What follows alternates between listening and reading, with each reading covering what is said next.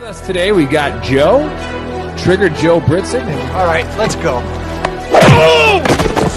try to get a matchup with Ngannou. Oh, goes the lead.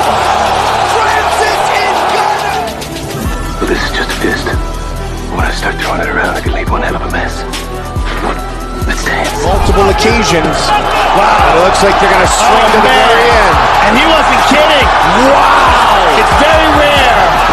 What a finish. Another one.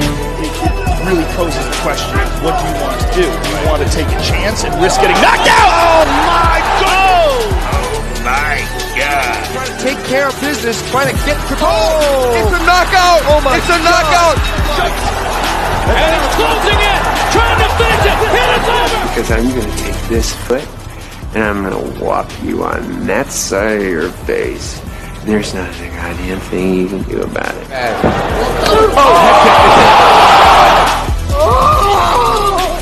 Buck is brought to you by Modelo. I killed it!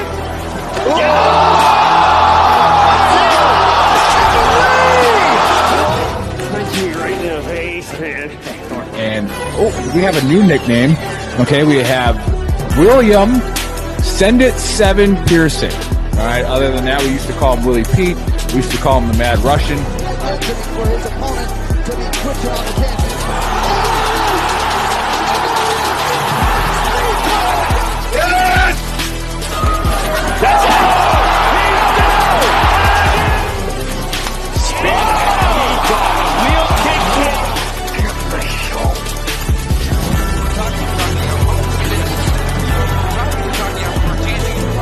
Now you're gonna get it, Bobby!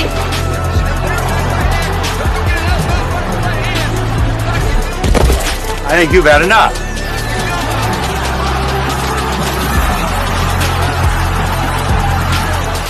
No? Now you've had enough. Bitch. Wow, how good is this? Finish him!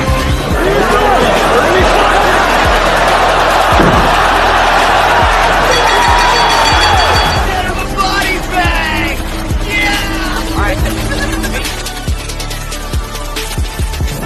Another one.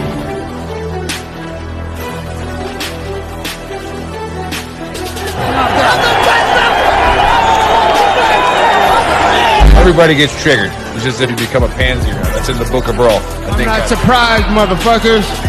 You called down the thunder, well now you got it. gotta be very careful.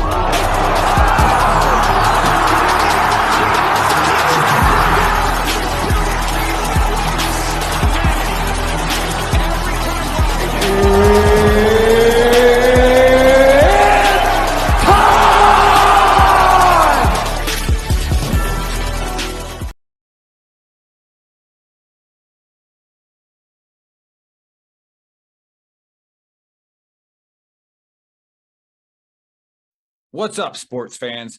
Are you looking for a job? Do you want to change in careers? Do you want to own your own business? I got the answer for you. This show is brought to you by FleetTex. FleetTex is partnering with veterans with mechanical or electronic experience. FleetTex specializes in on-site deployment of GPS tracking equipment and cameras for fleet vehicles across our nation. Check out what they do at www.fleettex.com. Apply today. Currently targeting veterans living in Michigan, North Carolina, Pennsylvania, and Tennessee. Local work and travel opportunities may be available in other areas. FleetTex proudly supports our military, its service members, our veterans, and their families. Enjoy the show.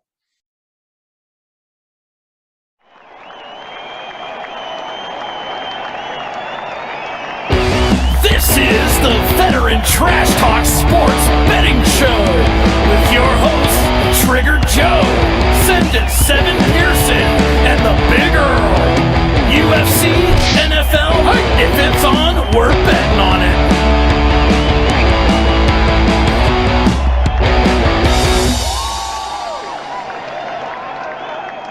Trash Talkers, what's happening?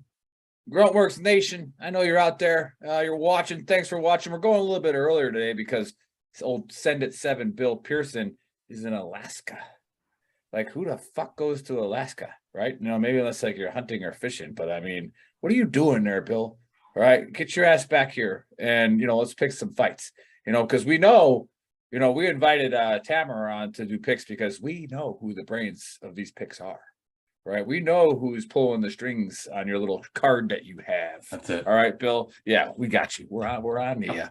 All right, but anyways, welcome to the UFC and NFL Pick'em Show, brought to you by Vtt Sports. All right, Vtt Sports again is an awesome company that is hiring veterans. So go to vttsports.com with a dash in between Fleet and Text. Figure it out, Marines. It's a fucking dash. It's somewhere on the keyboard. All right, vttsports.com and go see if they're hiring in your area. It's gonna be awesome.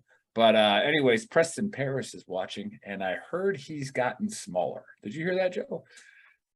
Yeah, it's actually hasn't gone public yet. So sorry about that, buddy. Yeah, I think he's lost at least 2 inches on his biceps. So he might need to get in the gym and crack that out a little bit. So anyways, we got Rice watching from Long Island, New York. What's up? You get a new haircut? Some Jaeger bombs. All right. So some Jaeger bombs. See my new haircut? Fuck yourself. All right. All right. Okay. We're going to get into UFC first. And remember, stay till the end because Joe will give you the locks and the parlays and the DraftKings sleeper. And so I know Dave, Faceman VTT, just downloaded DraftKings. And DraftKings sleeper, Dave, is somebody who's probably not going to win, but they're going to get you points. All right. So pay attention to that sleeper because it's usually a cheap pick that you got to put in your lineup so you can load it up with the better fighters. Okay. Remember, if you don't have the money to gamble, don't do it. Right. The big girl's almost in that position because I got my ass whooped last week. Not in UFC. Well, you know what? Last week should be a mulligan for everybody out there. The UFC flipped the script 24 hours before the show on 3 of the biggest fights. You guys killed it though. And you guys killed it. It was bananas. Yeah, the UFC saved my bankroll because I hit UFC and then just got absolutely murdered in NFL. But we'll talk about that later. All right. Don't bet if you don't have money. Just don't do it. And the Stone Vet's watching. What's up? What's up, fucking the Bill Nye of cannabis? So again, Bill Nye is not a scientist. Neither is the Stone Vet, but everybody listens to him. Parlays, they usually lose. Okay, so don't get mad at us, Dan, when your parlay loses. All right, bet the individual fights. Okay, and then bet the parlays. And then usually if the parlays lose, then usually you break out about even because you hit the indie fights and you lost just that one fight. So not a big deal. All right, let's get right into it, Joe. Yeah, all right, we got Trigger Joe with us because he's not in Alaska. Yeah. Yeah. Alaska. Selfish. What are you, a fucking Eskimo? No offense to the 2 Eskimos that we have in our fan base. But all right, let's go to a middleweight fight. And we got Anthony Hernandez. Anthony Hernandez, starting at 9-2 versus Marc-Andre Barriault. Now, it took me a minute. And another disclaimer: don't listen to me. Okay, don't listen to me. I don't know what the hell I'm talking about. All right, so these 2 guys, I couldn't find anything on them. Nothing. All right, so I had to do some digging. Had to call in some contacts. Right, and these 2 guys both did prison time. All right. And they were very low level, enforcers. And you can tell I'm not going to, stereotype of which one was in which gang. Okay. But they were low level enforcers. And I'm going to go, Mark was the one who was beat up more in prison. We'll go with Marc-Andre. So he's going to win by prison choke. All right. Maybe some people know what that is, but you'll see it. And then I'll be like, that's what the big girl was talking about. So I'm going Mark with a prison choke, 2nd round. Joe, what say you? Yeah, this is a tricky one to call because Hernandez is on the way up, and even though Barriault is it's 14-6 versus Hernandez is at 9-2. Barriault is kind of a fight older. He's got more of a veteran feel to him because he's been in the UFC. He came in with a ton of hype and lost his first 3, so people were like, "Who is this guy?" Since then, he's 3-1. And I think this is going to be a really close one, but I think the difference maker here is going to be Hernandez's wrestling. He averages 5 takedowns a fight. That's a ton for a middleweight. I don't think Barriault's going to do very well with his wrestling pressure. Now, Barriault could clip him and easily knock Hernandez out, I believe. But I think Hernandez does enough to come away with a very close decision here, and I'm probably not going to be betting this fight. It's just there's a lot of even money competition on this one, and I've got some good parlays worked out, but this one feels risky. So I'm going to take Hernandez by razor close decision, but probably stay away from it betting. All right. So yeah, there you have it again, sports fans, and guys betting for the first time with us. If they say that they're not touching it, it's because they're just not confident in it, but they're still going to tell you who they think. Like, Dave wants to gamble on everything. So just Dave, pick Hernandez if you have to gamble. All right. Heavyweight fight. These are my boys right here. We got Bozer at 28-1 versus Rodrigo at 8-1. Now I know what the experts are going to say. Rodrigo's an up-and-comer. He's going to do all this damage, but the old man heavyweight strategy for the Big Earl has not been wrong very often. All right, so the old man, frickin' Bozer, is going to win first round KO. Joe, what say you? Yeah, exactly the same. Oh shit! I've Tanner Bozer's one of my locks. I think he's on fire right now. I honestly think he's a very underrated heavyweight. He's super dangerous. He's built like a tank. Both these guys are 6'2". Bozer's going to be giving up some weight, but that just means that his weight cut is not going to be an issue. Nascimento at the heavyweight limit looks fat to me. He's a grappler by trade. If he doesn't go to the ground, I think he's in trouble, and that's where I think Bozer absolutely takes advantage and tees off. And I got Tanner Bozer by first round knockout, and I'm locking him in as one of my locks. All right. Hey, so those of you watching, go to our store, shop.veterantrashtalk.com or gruntworksclothing.com. Face Man runs those stores, and so he's betting a lot of money this weekend. So we don't sell a lot of clothing. So get on there so that he can recover his losses for the weekend. Put in the code VTTGW, and get yourself a discount for watching the show. So remember, that's gruntworksclothing.com and shop.veterantrashtalk.com. We have hilarious and some really good shirts. So just get on there and support Dave's gambling habit. All right, let's go to the next one. It's a middleweight fight, and it's Pifer at 9-2 coming in against, what is that, Amendovski. That's right. All right, at 8-3, Alan Amendovski. Now, I grew up in Wisconsin, right? Some Polish people up there, some Germans, some Irish, and the Polish, I mean, he might not be Polish, but his name ends in ski, so we're going with Polish, and I don't care what anybody else says, right? So we got this Polish guy. They eat raw beef, right? Not like, not like raw steak. I mean, like raw beef. You think that this guy's going to be scared of anything? They salt and pepper it and put it on crackers. Yeah, with a little onion on top, right? Sometimes even a raw egg. These people, they're crazy. Right. So, and that's why, they're able to survive as a country in between Germany and Russia, because they're fucking crazy. Okay. So the raw beef guy is going to win by kielbasa strike in the first round. Joe, what say you? Is he Polish? No, he's got something else going on there. Hang on. He's, my God, what's MKD? I don't know. Say somebody smart on the thread. What does MKD stand for as a country code? It's a red flag with a yellow like sun in the middle shooting out at every angle. MKD or MVD? No, MKD. I don't know. That is very interesting. I want to know the answer to that one, but I like. Hey, God, look that up. Yeah. Pifer here he's 6'2", 185. He's a monster. With a K? The K is silent. R-O-K? R-O-C-K. Yeah. It's silent. All right. So, shut up, Dave. You already heard him say it. Piper's a massive middleweight. He throws very heavy hands. He's built like a damn bodybuilder in the picture here. And Amendovski's only 5'10". He's going to be giving up 4 inches of height. Amendovski is a very wild fighter. He's aggressive, goes in there, bang. He's got 8 wins, 8 knockouts.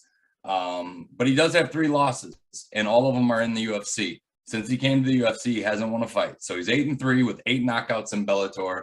Comes into the UFC, goes 0-3. Pifer, on the other hand, is 2-0 in his last two. One of them's in another in another, geez, oh Pete, what is the name I'm looking for? In another venue. The other one is on Dana White's contender series. So promotion, Jesus, another promotion. But then the ones on Dana White's contender. Now you got the Lord involved. All right. The Lord doesn't care about fighting. Pfeiffer, it has 9 wins. He's got 8 finishes, 6 knockouts, 2 subs. I think Pfeiffer overpowers him here. And I got this card getting lit with Bozer and Pfeiffer with back-to-back first-round knockouts. I think Amandovski rushes him. Pfeiffer's ready. He throws heavy hands, and he's going to put him away first-round knockout. Or Amandovski knocks him out. Either way, I'm taking this fight under a round and a half. Absolutely. Oh, so the under on that fight in the middleweight fight. Nice. I have to address something in the chat thread. So we put it out to the audience of what does MKD stand for. Faceman said Macedonia, and then Preston said North Macedonia, which is the right answer. So Preston Paris, you are smarter than Faceman. It's that simple. It's science. Okay, let's go to the next fight. It's a featherweight fight. And you little guys, you like this shit. Whatever. You got Filet Mignon at 21-9 versus Algie. All right, at 16-6. Okay, they both get eaten. Okay, and nobody cares. 140-pound guys, nobody gives a shit. So who cares? I don't watch these little dudes, but they look good. They're like gymnasts, Oh, they're so sexy. Dude's like 5'1", 140 pounds. Shut up. All right, Joe, what say you? Yeah, man. This is probably going to be the best fight of the night. As far as slappy, they got tickle each other. As far as competition goes, Algio's got that nonstop cardio where he can break guys late in fights because he just doesn't slow down. Well, Feely's got an unlimited gas tank as well. He's more well-rounded, and the type of guys that give Feely problems are power punchers, and that's not Bill Algio. Algio's a point fighter. He's going to outwork you, and he's going to steal the last round and try and steal the end of the second as well and get out of there with a decision. And Feely is just too pinpoint and sharp of a striker, and I like him to keep Algio off of him because he hits much harder. And I'm taking Andre Feely by unanimous 29-28 decision. I think it's going to be a very good fight. Ooh, unanimous decision. I like it. All right. Let's go to the next fight because I know Dave's getting impatient, and we all know Faceman, after his second drink, he's already toasted. So pay attention. All right, we're getting there. All right, we got a middleweight fight, and was that Chidi Bang Bang. Chidi Nojo Wakanawa. All right, from Wakanda. All right, and he is fighting Rodriguez, 12-4, and Chidi comes in at 22-7. Again, now I do the most research on everybody for UFC, and what I found out was that Chidi practices his submissions on lions. All right, so if you think the only time this guy's ever lost is because he tried to strike, just because his coach says you can't beat this guy striking, so he wants to prove him wrong. But it's going to go to the ground. This guy chokes lions. Look it up. I'm serious. All right, so I'm going to go Chidi with a lion choke in the third round. Joe, what say you? Yeah, great fight. The best 2 nicknames on the card, Chidi Bang Bang and RoboCop. And yes, Rodriguez looks exactly like him when he walks to the ring. He's got the same stride. It's freaking hilarious, actually. I've seen people do YouTube videos where they do like the actual halt citizen while he's fighting on mute, and it's fucking hysterical. I think Bill probably will disagree with me on this fight, but I got Chidi, and I got him by knockout. Rodriguez has shown that he's got a susceptible chin. He hits like a Mack truck, but he's been knocked out twice. And I think Chidi's got such a better striking accuracy. I mean, he's got he's 75.5 on the striking accuracy. That's a ludicrously high number. Ludicrous speed. Sorry. Spaceballs, they've gone flat. And he's got a 5-inch reach advantage on Rodriguez. And I see Rodriguez trying to walk him down and eating shots for his troubles, trying to grapple. Chidi sprawls, they get back up to the feet, and he just starts piecing them up and tagging them. This fight is going in my parlay under the distance, because somebody's going out. And I think Njokuani TKO's Rodriguez in the second.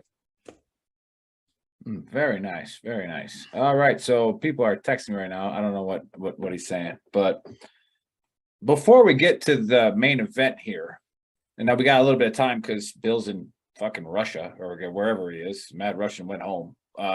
What is all this talk with? I've been seeing a lot of Facebook memes about who's that, like the guy who doesn't get hit at all. He fought last card. Oh, Chimaev. Yeah, like he's saying he's going to kill all these people. So, like, who do you take, him or Adesanya? Man, that's because he didn't get punched in the last fight either. That's a tough call. He didn't even get touched. I think if he gets his wrestling off, I think he wins. That's what he said. He goes, Adesanya can't wrestle. He's like, I'll take him to the ground and I kill him. Yeah, I think he I don't know if he finishes Izzy on the ground, and he's going to have to within the first 2 rounds because, like they say, 80% of every fight goes to the ground, but 100% start on the feet, and so does each round. So if Chimaev gasses and Izzy's still fresh in round 4, I think Chimaev's in trouble. But I think it takes a lot of power to defensive wrestle, and I think that takes a lot of gas out of you just to have this Chechenian riding you for 15 minutes. It's, pretty exhausting from what I hear in the interviews. So yeah, I think he beats him. I think he wins a decision. Are they in the same weight class? He fought he basically fought at 180 in the catchweight because he couldn't make 170. But Izzy fights at 185, so he could easily fight at that weight class. Oh, so he's going to go up and fight him. He fought at 180 on the last fight. That's got to be a blockbuster. That's going to be one of the biggest UFCs of all time if that happens, right? Yeah. You know what would be absolutely huge is because right now there's a beef going on between him and Khabib, because Khabib said Muslims would never shoot the bird at the camera. You're not a good Muslim.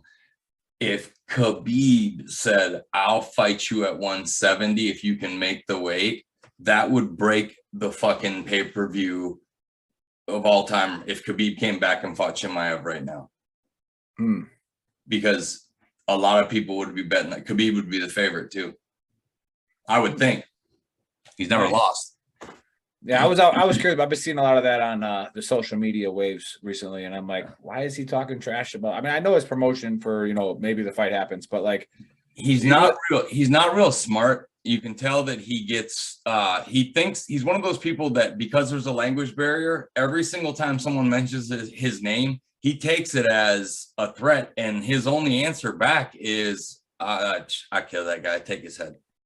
And it's just like, this dude, it's either like he's just that dude in school where it's like, hey man, there's no jokes that are gonna get to him. Like, he's gonna punch you. The guy, he doesn't get it. He doesn't get it. Like, stop fucking with him, because he doesn't joke around. He's just one of those guys that if he thinks you're even being slick with him, he's gonna take a swipe at you. And I believe Chimaev's that guy with a language barrier. So he's kind of just like, I didn't understand that, so I kill you. He's like that guy. Shut up, I kill you. No, shut up. What was that? Jeff? Silence. Jeff Dunham. Yeah. But all right, let's get to the main roll. event. Let's roll. There's your gossip, your UFC gossip segment right there. It's a bantamweight fight. Now, again, I don't like to call these little guys. I don't like to make the predictions because I don't really like value them at all. And Sandhagen, I said it to your face. Whatever. Sandhagen 14-4 versus Yadong. And now, is that the Korean Zombie? No, this is the 24-year-old kid that we've made money off of him. Okay, so Zedong's coming in at 19-6, and so This is Song Yadong. Oh yeah. So I got a curveball for you guys. Big Girl is gonna predict a Sandhagen win by decision. Okay, but then Joe Biden's gonna overturn it with an executive order. So therefore, Yadong wins on an executive order. Joe, you see that happening?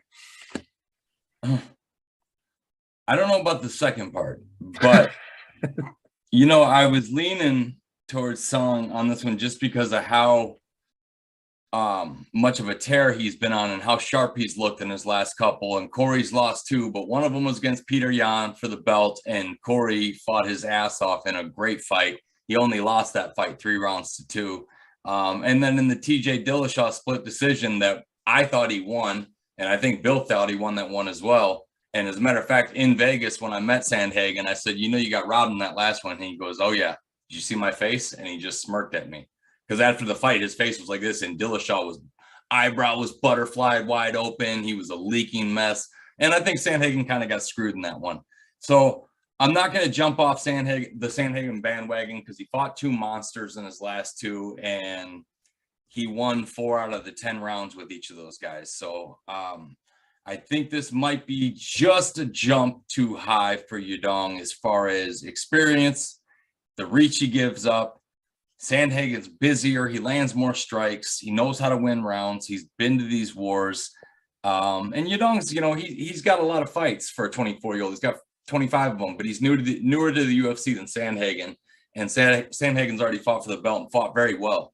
So I think Sandhagen is going to go ahead and pull off a very close decision here. And it's going to be a very close fight. Maybe Yudong wins, but I don't think Yudong can get his punches and his strikes off enough with a guy that moves like Sandhagen to win 3 out of 2 rounds. So I'm going to give it to Corey on this one by decision. So yeah, I agree with you on 2 fights exactly the same. That's weird. All right. Yeah. I mean, again, it's going to get overturned though. So we don't want as long as FanDuel gets my money into my account before that old man gets to the microphone, we're good. Yeah, well, one of those, so because Biden doesn't want to piss off the Chinese. Biden, he's got a handshake full of trees on his way to the microphone and shit. Oh man, we don't want to get into that at all. But all right, let's get to the meat and potatoes. Let's make some money. All right, Dave, pay attention. Amen, all right, Dave. Give us your locks, your parlays, and your DraftKings sleeper.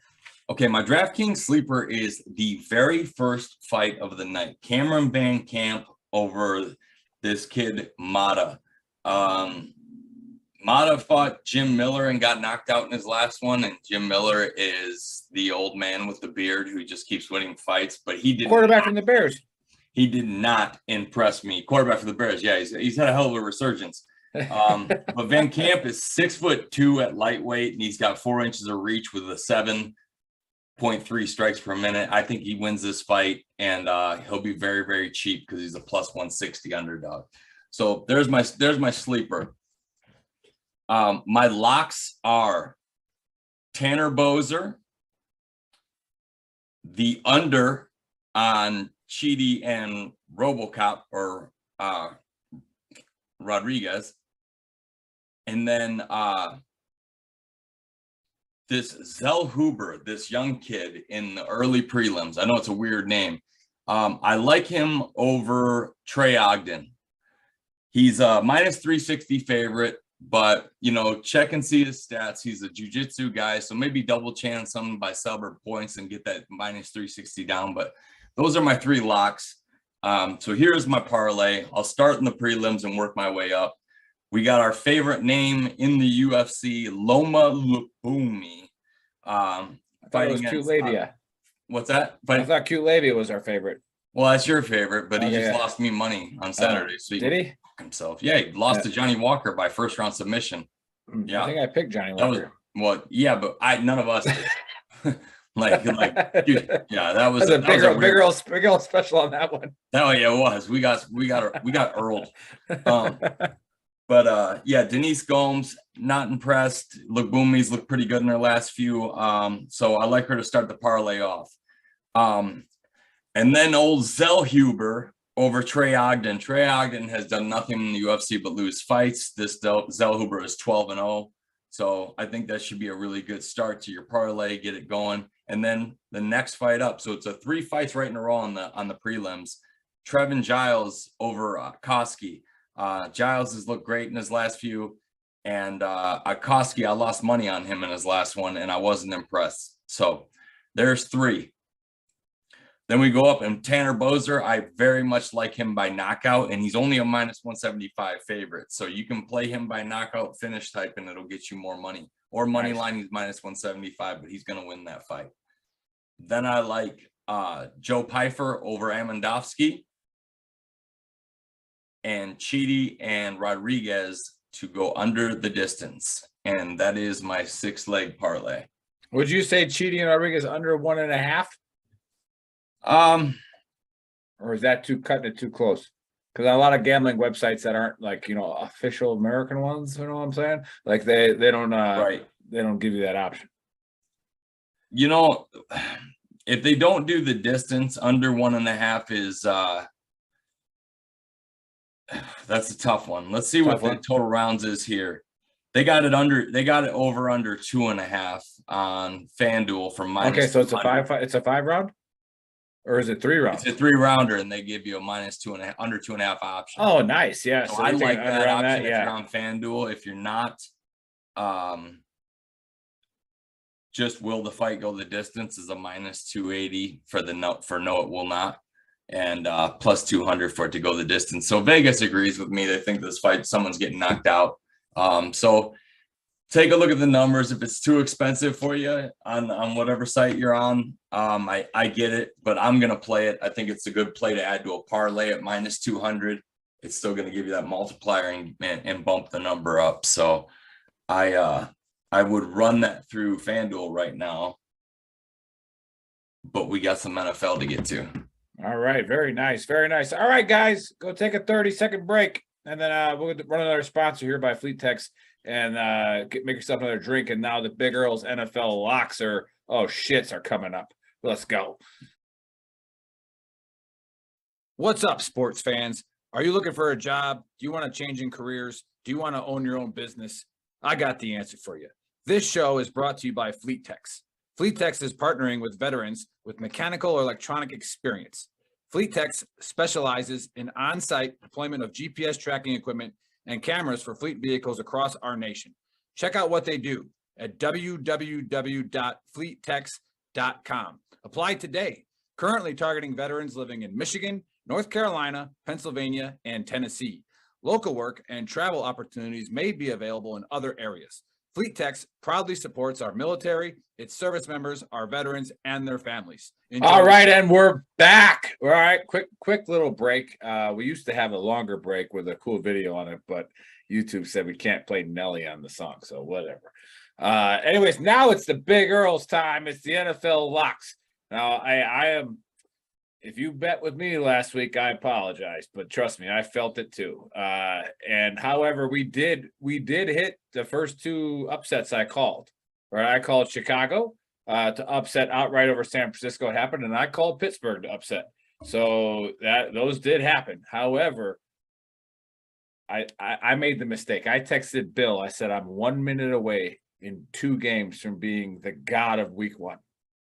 Right. So in 30 seconds in the Tennessee game and the Carolina game, both teams were covering.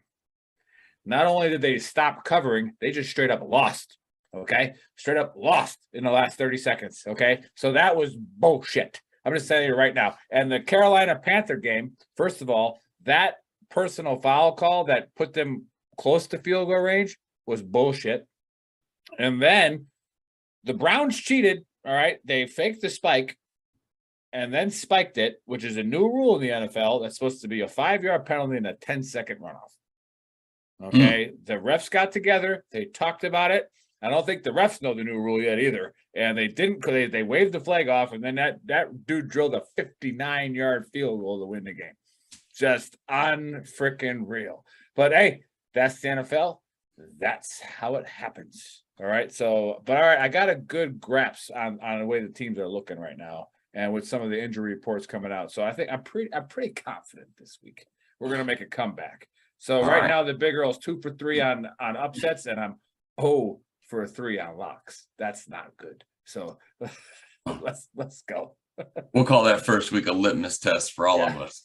But all right, we got Carolina going in to play the Giants. Giants are a -2 with a 43.5 over under.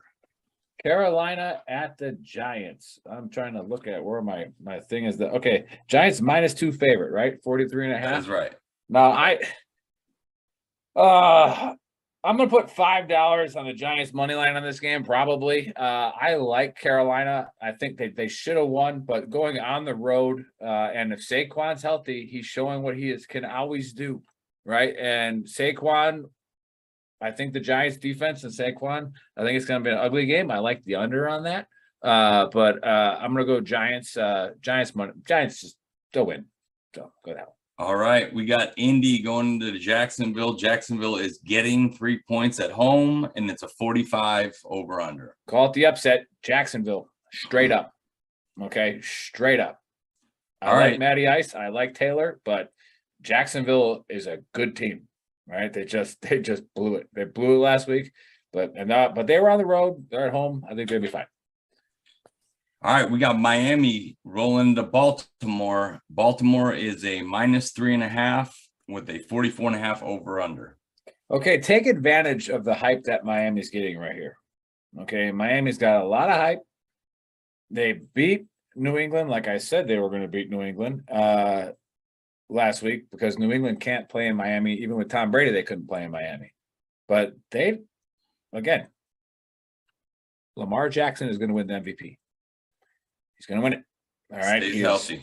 Like, again, yeah. And it's just, I think the Ravens are going to blow them out. So this is my lock. My first lock of the week is the Ravens at 3.5. Wonderful. All right, we got New England heading into Pittsburgh.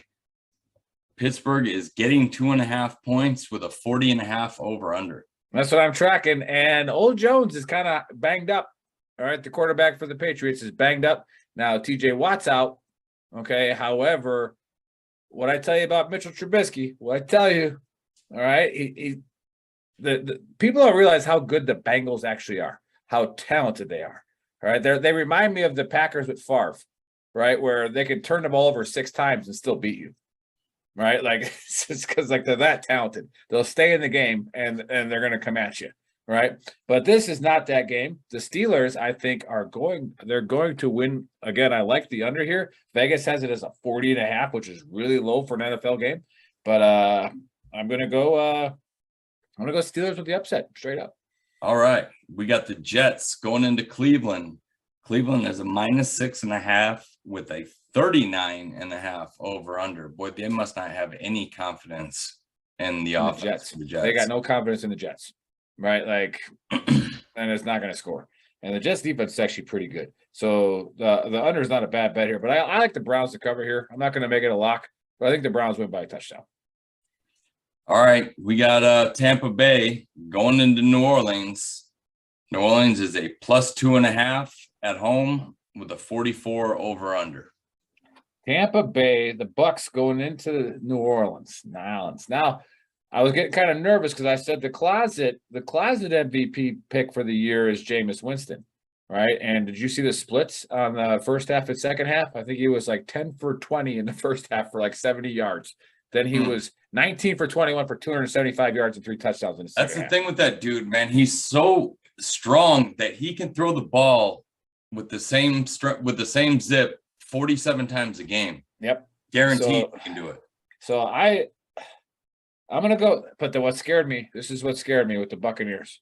How good does Julio Jones look on Tampa Bay? I said he's gonna have a year. How about freaking Cordell Patterson with the Falcons lining up at tail? We'll get to him. He did that last year. That's my favorite player in the NFL. We'll talk about Atlanta, man. Fuck them. But it's like, I'm gonna go with the Bucs here. They've struggled in New Orleans traditionally, but I think Julio is just a game changer. He just is. Yeah. You know that guys like that don't just go away. If he's healthy, he's coming to play. He's the best receiver in the last 20 years. Yeah. Washington going into Detroit, and somehow Detroit's a -1 favorite with a 48.5 over under. What we got? Oh man, I want to talk about last week. Because I think the only thing that I've ever been almost 100% accurate on in the last 2 years of doing the show is the Lions, right? Like I said the Lions would cover. They were down 38-21 with 12 minutes left. 38. At the Lions. How much are we down? 17. Yeah. We'll score 14. Yeah, 38-35. And then they almost got the onside kick. It's why? But what's the line here? 5? Yeah, we'll get within 3. Yeah, but hey, this is one of the few times you ever hear me say this. The Lions lock. Yeah, I like it too. I like this game. Lock. Right, the Lions are going to win that one. Yeah, I I like them there. I think they finally have a coming out party for Dan Campbell and show up and have a good game. And I like the Commanders with Wentz, but they're banged up still. So they just the Lions are going to beat them. So we got Atlanta starting off the 4:00 games going into LA. LA is -10 at home with a 46.5 over under. Yeah, I don't like that spread at all. I'm scared of it, but because the Falcons for the last 3 years have blown the most games that I have ever seen. How they blew that one last week. That was but you don't even ask that anymore. You don't even ask that anymore. Like they just, it's going to happen. They have the best player besides Lamar Jackson in the NFL on their team. All right. Cordell Patterson is phenomenal. Right. Snap him the ball. He belongs in 1930s football. Put him in the backfield, get him the ball. Right. That's all it is. And for some reason, he stays healthy with all those hits that he takes. But yeah, Atlanta is just going to find a way to lose this game. Or if you make the Rams a lock, this is where Atlanta wins one of their games. And you're like, what the shit? Right. So I'll go Rams money line here. I'm not touching that one. No. That's where I was thinking. Yeah. Seattle going into San Francisco. San Francisco is a 9.5 point favorite with a 40.5 over under. Which is retarded. How is that 8.5 favorite is crazy. All right. Now, again, it's the NFL. Anything can happen. But this is my third lock. Okay. I think the Niners might squeak one out here, but Hawks going to cover. All right. So Hawks to cover. Lock that up. All right. We got Arizona going into Las Vegas. Vegas is a 5.5 point favorite with a 51.5 over under. Yeah, the only upset I lost last week was the Cards over Kansas City because, as we see, Kansas City is good, right? So they didn't miss a step. I was the Cardinals tend to start out hot during the year, but they're not good. They're not. Their offense is pretty solid. I actually like the over in this game at 51.5. I think these teams are going to put up a lot of points, but the Raiders are just too talented. I don't see them losing. So I go Raiders to cover, but I like the over in this game. All right. We got the Bengals going into Dallas. Dallas is a +7 at home with a 41.5 over under. What's the call on Dak? Out? Well, he's out 4 to 6 weeks. They didn't put him on the IR. So that's a good thing. So that means he can come back after 4 weeks. That means the surgery went well. And you got all these, fake doctors that are saying, well, you're never going to be able to throw the ball with a broken thumb again the same way. Brett Favre played an entire season with a broken thumb on his throwing hand. Yeah. Entire season. I think he threw 34 touchdowns. Yeah. Right? It just, he'll be fine. But I jinxed him. All right. Dallas was one of my picks last week. And, granted, he didn't look that good while he was healthy, but again, Gallup was out, and I did not. I put my bet in before the injury report, which is careful doing that. And Gallup didn't play, and he was minus some weapons, but they were in the game. It was like 9-3 when he got hurt. Right. So, this is another game that you can take advantage of because the Bengals, Vegas is scared of them because of their 45 turnovers they had and 16 missed kicks. But the Bengals are loaded. All right, loaded on both sides of the ball. So I want to call this game a lock, but I'm not. But Bengals will cover. All right, we got Houston going into Denver. Denver is -10 with a 45.5 or 45 over under. Yeah, again, the Texans aren't bad. They weren't bad last year. They're a covering machine. So I'm going to go Denver money line here. That game was my 0 for 3 locks last week. So Denver against Seattle, where Denver got stopped 4th and 1. They got stopped inside the red zone 3 times, right, with their analytics, not kicking field goals on the road. Okay, if you kick field goals on the road in the first half, you usually win. All right, so analytics, go after yourself. All right, you cost me money. Son of a bitch. 9 points they gave up. That is ridiculous. All right, we got the night game. Chicago going into Green Bay. Green Bay is -10 with a 41.5 over under. The Packers actually didn't look that bad for as rusty as I thought they'd be. And again, people are dogging that second round pick we took, Watson, that receiver who dropped. Oh man, what a legend he could have been in Green Bay. First play of his Packer career, he catches a 70-yard bomb. Oh, he dropped it. Right. So now the press has been all over him. Rodgers whines about, the receivers dropping the ball. But what the key takeaway is here, if you're a positive person, was Watson was able to get that wide open, right, on single coverage. Packers haven't had a receiver like that. Vtt doesn't get that wide open. All right. Vtt just catches the damn ball, no matter where it's thrown. There it is. Right. So like Watson was open by like 10 yards. Okay. So that's exciting to have a receiver that can do that on the Packers team, because eventually he's going to catch it. Okay. It'll be okay. But again, the Bears are my Dallas Cowboys of this year that they were last year. I think it's going to be a slugfest. I think it'll be a little sloppy, but I think the Packers, I think they win by 7. There we go. All right. Monday Night Football. 2 games. So we got a doubleheader here, don't we? Yeah. We got Tennessee going into Buffalo, and Buffalo is a -10 with 47.5 over under. Oh, that's a tough one. I like the under in this game. And I do have to comment with what everybody on ESPN saying about Josh Allen and how he stiff-armed that Rams, cornerback into oblivion. Yeah. And it's like all the defensive guys on ESPN, like First Take and Get Up in the Morning, were like, careful, Josh Allen. He's like, these defensive players, they don't want to get fined. Okay. However, they also don't want to get embarrassed. So if you're going to stiff arm a guy because he's letting up a little bit on you because you're a quarterback, the next guy's not going to get embarrassed like that. All right. And he's going to take the $35,000 fine and rip your head off. All right. So it's like careful, Josh, because I love Josh Allen, man. He's out. Joe knows this. I've been praising him since he got into the league. Yeah, I like the Bills here. I like the Bills to actually cover. I'm not going to call it a lock, but I wouldn't call you stupid for betting even a 10-point spread. I wouldn't call you dumb for that. All right. Final game. We got Minnesota going into Philly, and Philly is a 2-point favorite with a 50.5 over under. Like, yeah, here. I got the Vikings circled on my card, but I'm going to stay away from this one. My mind circled them when I read it too.